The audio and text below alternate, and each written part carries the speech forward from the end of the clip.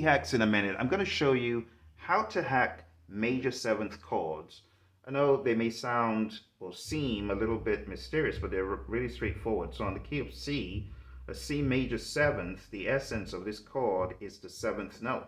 So if you just play the major, the C itself, and the B, you have that. And because if you play them close together like this, you get a lot more dissonance. You could spread them out like that. But it still sounds a little bit bland. So to get a more robust seventh, major seventh, without having to play your E and your G, is to play this down here.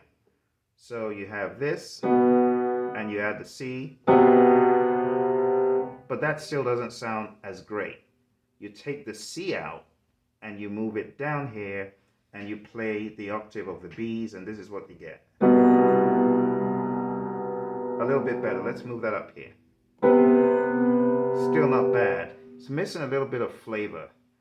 To put the flavor in, you add the third, you don't add the fifth. So it sounds like this. How does that sound? Now, when you move this down here, you get this. When you move it up here, you get this.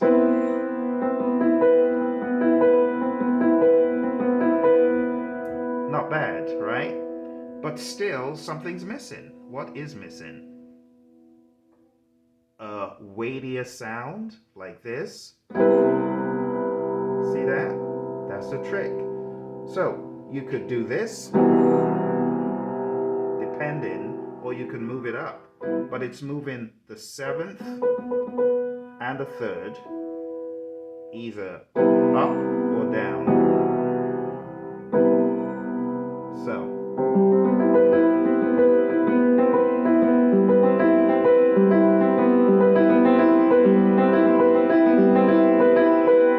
So down here, I'm adding the fifth. So it's very well spaced out. You have the fifth, the seventh, the third up here, and this. But with the C, it sounds more robust. So. Now when you take that shape and you move it from your 1 to your 4 and then your 5, it sounds pretty strange, but cool in a way, like this. Let's go to the 4th. You see how relaxing that sounds?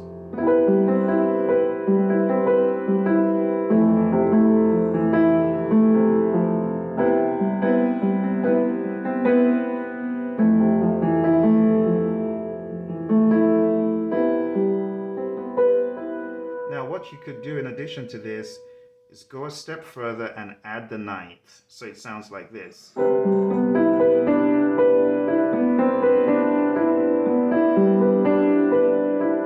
always maintaining this. This never goes away. This is just adding the 1, the 5, the 9.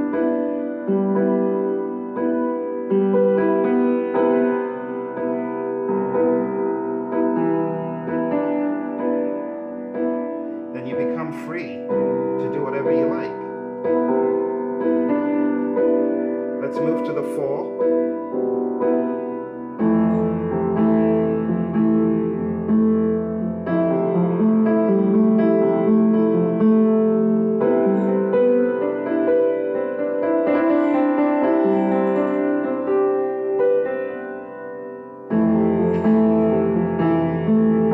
Are you ready to go to the 5? Sound even stranger. Ooh, that's relaxing. Back to F.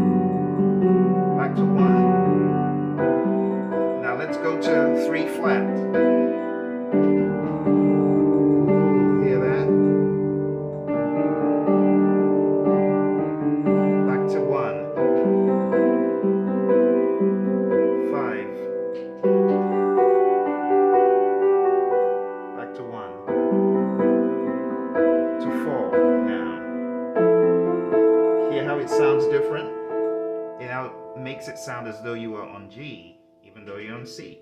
And you can play with this shape anywhere you like. So C, B flat, F sharp, G sharp, I beg your pardon, F sharp. See that? Hear that again. G sharp, F sharp. Let's do E. Yeah, that sounds E flat. And now C sharp.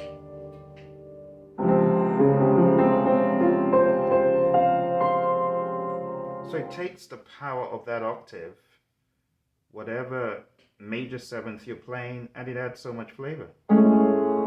A, G sharp, G,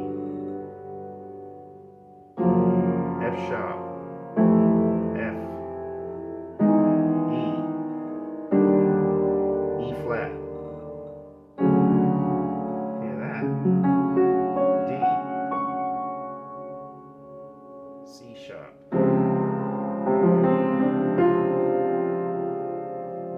And back to C. So I hope you found value from that. It just gives you a different flavor instead of playing major sevenths like this all the time, or like this, that position, or this position. It gets boring after a while. So to create your chords, you could add to your bass down here whatever note you want to emphasize. So if I want to emphasize major seventh, if I want to emphasize minor, if I want to emphasize an 11th, see that?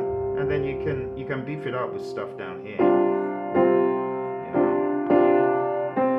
Okay.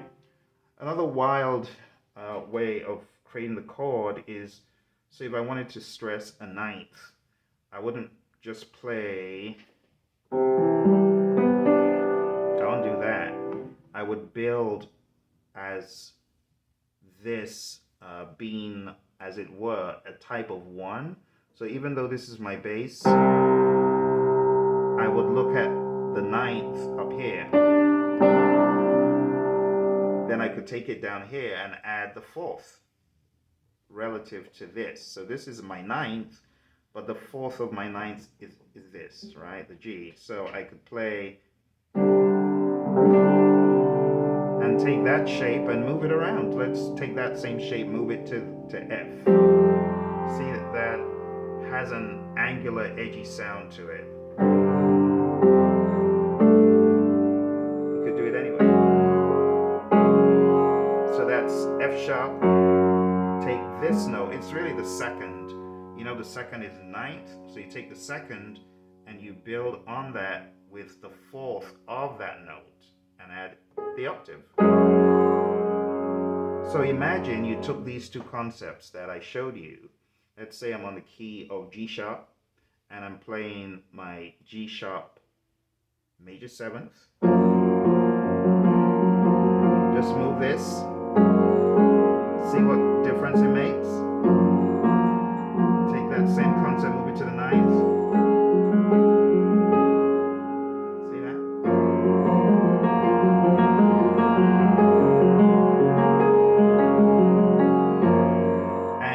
Chromatically move it as well.